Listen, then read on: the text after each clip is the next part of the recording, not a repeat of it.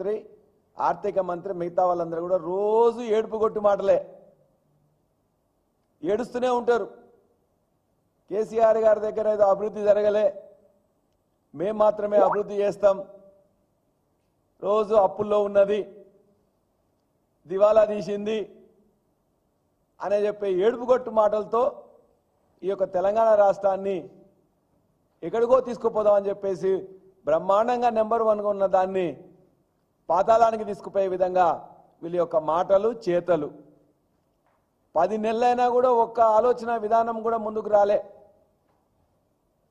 ఒక్క పాలసీ కూడా రూపొందించవల్లే, ఒక పెట్టుబడి కూడా రాలే. ఉన్న పెట్టుబడులందరూ కూడా పెట్టుబడిదారులు పోయేటందుకని చెప్పేసి వాళ్ళందరినీ భయపెట్టిస్తూ ఉన్నారు. మేము పాలసీలు రూపొందించి అద్భుతమైన కట్టడాలను నిర్మిస్తే ఇవాళ పాలసీలు లేకుండా ఇవాళ కట్టడాలు ఏదైతే కట్టినో కట్టిన కాబట్టి కూలగొట్టే పని చేస్తున్నారు. మేము కడితే వాళ్ళు కూలగొట్టడం, మేము నిర్మిస్తే వాటిని విధ్వంసం చేయడం, ఇదే పాలసీగా పెట్టుకున్నారు. ఇవాళ వాళ్ళు మాట్లాడుతున్నారు. అన్ని వివరాలు కూడా ఇవాళ ఇద్దరు ముఖ్యమంత్రులు మాట్లాడిందే మీ దగ్గరికి ఇలా తీసుకొస్తాం. ఇవాళ ఈ రాష్ట్రంలో ఉండే హైదరాబాద్ కానీ రంగారెడ్డి కానీ లేక గ్రామసీమల్లో ఉండే భూముల ధరలు ఏ విధంగా పెరిగినాయి 10 సంవత్సరాల్లో అంటే ఇద్దరు ముఖ్యమంత్రులు కూడా మాట్లాడుతూ వాళ్ళు ఏమన్నారో ఒక్కసారి మనం చూద్దాం.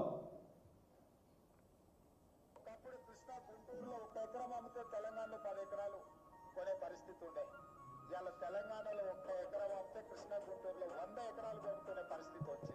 ఒకప్పుడు ఇక్కడుండే రైతాంగం 1 ఎకరం అమ్మి హైదరాబాద్ లో 4 ఎకరాలు 5 ఎకరాలు కొనేవారు. ఇప్పుడు హైదరాబాద్ లో 1 ఎకరం అమ్మితే ఇక్కడ 100 ఎకరాలు కొనే పరిస్థితికి వచ్చారు. ఎవరు కారణం దీనికి? మీరు చూసారు, ఇద్దరు కూడా ఈ రాష్ట్ర ముఖ్యమంత్రి ఆ రాష్ట్ర ముఖ్యమంత్రి ఒకటే మాట మాట్లాడుతున్నారు. తెలంగాణలో హైదరాబాద్లో లేకపోతే తెలంగాణలో 1 ఎకరం అమ్మితే ఇవాళ విజయవాడలో కానీ ఆంధ్రాలో కానీ 100 ఎకరాలు కొనే విధంగా ఉన్నది అనే మాట ఇద్దరు కూడా మాట్లాడుతున్నారంటే ఆ యొక్క ఎదుగుదలకు ఎవరు కారణం? కేసీఆర్ గారి ప్రభుత్వం కాదా అని చెప్పి మేము అడుగుతున్నాం. నిన్న ఇచ్చిన దానిలో కూడా క్లియర్గా ఇలా అన్ని పేపర్లలో కూడా వచ్చింది. ఇలా నమస్తే తెలంగాణలో, ఈనాడులో, ఇతర అన్ని పేపర్లలో కూడా వాళ్ళు మొత్తం కూడా వాళ్ళు చూపించారు ఏ విధంగా ఇవాళ విభజన తర్వాత తెలంగాణ ఏ విధంగా పురోభివృద్ధి చెందింది, అభివృద్ధి చెందింది, ఏ విధంగా రాకెట్ వేగంతో దూసుకెళ్ళిందని చెప్పారు. ఇవన్నీ కూడా తెలిసి కూడా కుంభకర్ణుల్లా నిద్రపోతూ పాలసీలు నిర్మించకుండా పాలసీలు రూపొందించకుండా మాట్లాడుతున్నారు. మేము ఒకటే చెప్పదలుచుకున్నాం. ఇవాళ తలసరి ఆదాయంలో 2014-15లో 1,24,104 రూపాయలు ఉండే కేసీఆర్ గారి ప్రభుత్వం మొదటిసారి ఏర్పడిన రోజున ఇవాళ 3,47,299. భారతదేశంలోనే నెంబర్ 1 తలసరి ఆదాయంలో తెలంగాణ నిలబెట్టింది కేసీఆర్ గారి ప్రభుత్వం తప్ప మరొకటి కాదు. ఇవాళ దేశంలో 1,83,236 ఉంటే వృద్ధి రేటు 193.6% ఎక్కువ. భారతదేశంలో ఉండే తలసరి ఆదాయం కంటే తెలంగాణ తలసరి ఆదాయము 193.6% ఎక్కువ. ఎట్లా సాధ్యమైంది? కేసీఆర్ గారి ప్రభుత్వ విధానాల వల్ల తప్ప మరొకటి కాదు.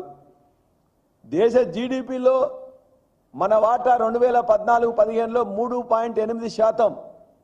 కానీ ఇలా గర్వంగా చెప్తున్నాం, ఇవాళ ఖచ్చితంగా అది 4.9% పెరిగింది. 1 పాయింట్ పెరగడం అంటేనే చాలా ఎక్కువ. 3.8 నుండి 4.9కి కొత్త రాష్ట్రమైనా కూడా అద్భుతమైన పథకాలు తెచ్చి అద్భుతమైన పాలసీస్ వచ్చినాయి కాబట్టి ఈ జీడిపిలో మన వాటా అనేది పెరిగింది.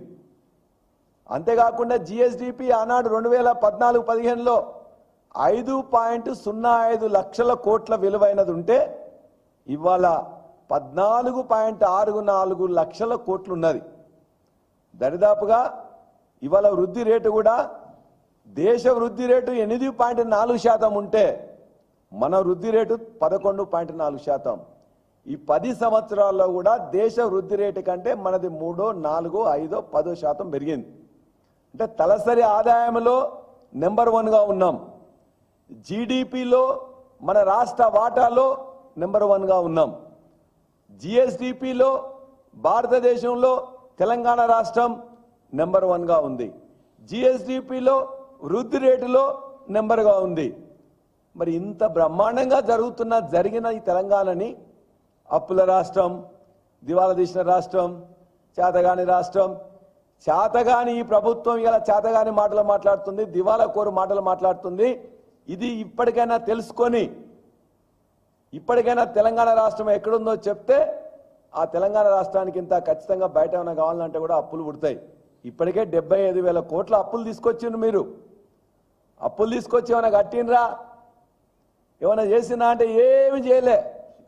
ఉన్నదాన్ని మొత్తం కూడా రోజుకి 2 సార్లు 3 సార్లు మొత్తం కూడా హెలికాప్టర్ తీసుకోను.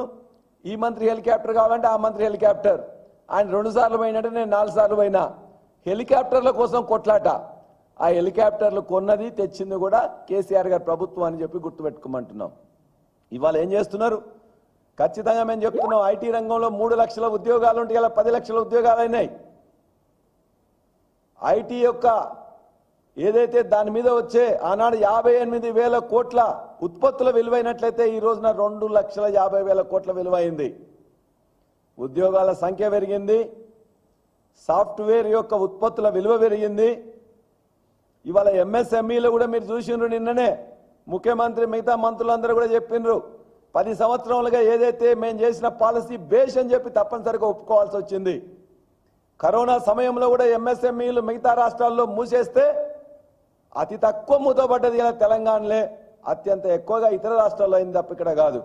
అంటే అన్ని రంగాల్లో అభివృద్ధి అనేది బ్రహ్మాండంగా జరిగింది. కాబట్టి దేశ ఆర్థిక రంగంలో ప్రధాన పీఠికలో ప్రధాన భూమిక ఎలా తెలంగాణ రాష్ట్రం పోషిస్తుందంటే కేసీఆర్ గారి బీఆర్ఎస్ ప్రభుత్వ విధానాలు, నిర్ణయాలు, ఆలోచనలు అమలు చేయడం వలన ఆయన తప్ప మరొకటి కాదని చెప్పి మేము తెలియదలుచుకున్నాం.